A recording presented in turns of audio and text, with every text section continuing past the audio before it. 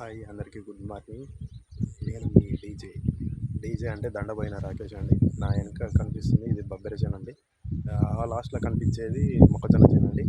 మనకు ఈ పక్క పంటికి వచ్చేసి ఇది పొటేషన్ అండి. దాని వెనక కనిపించేది వరి చేను. అంటే మనం ఒకటే ప్లేస్లో ఒక పంట కాకుండా మల్టిపుల్ చాయిస్ కింద అంటే అంతర పంటలు అంటారు కదా, అంతర పంటలు వాడుకొని మనం అలా చేసుకుంటూ పోతుంటే సమగ్రత వ్యవసాయాన్ని పండించినట్టు అవుతుంది. మనం ఒకటే దాని మీద ఆధారపడకుండా ఉండకుండా వేరే వేరే రంగాలకు కూడా మోటార్ చార్జ్ చేసుకుని పోతాను.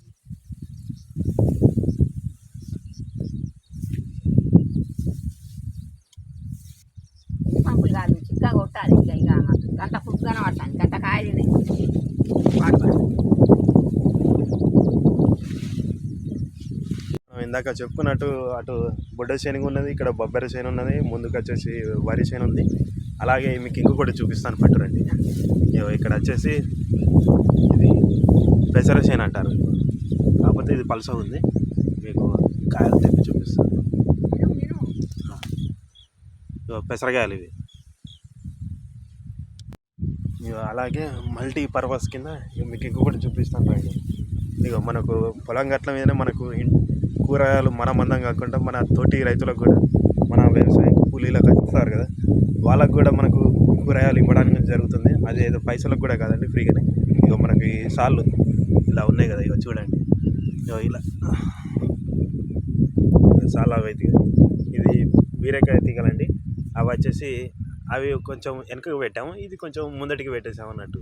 ఇలా పెట్టడం వల్ల మనకు ఒకసారి ఒక కాపు వస్తుంది, నెక్స్ట్ టైం ఇది అయిపోయేటానికి ఇంకో కాపు వస్తుంది. అట్లా ఇక్కడ మీరు చూస్తున్నది వెల్లుల్లి అంటారు. ఇది వెల్లుల్లి చేనండి. ఒకసారి చూడండి. ఇక బీర చెట్టు అని పెడతాగు అననే ఉన్నాయి పిలకలు దించేకాయ. సరే సరే నీ మాట మళ్ళీ పెట్టిన చూడండి ఫ్రెండ్స్. ఇది వెల్లుల్లి, ఇది ఉల్లి అన్నట్టు. ఇది టమాటా ట్రీ.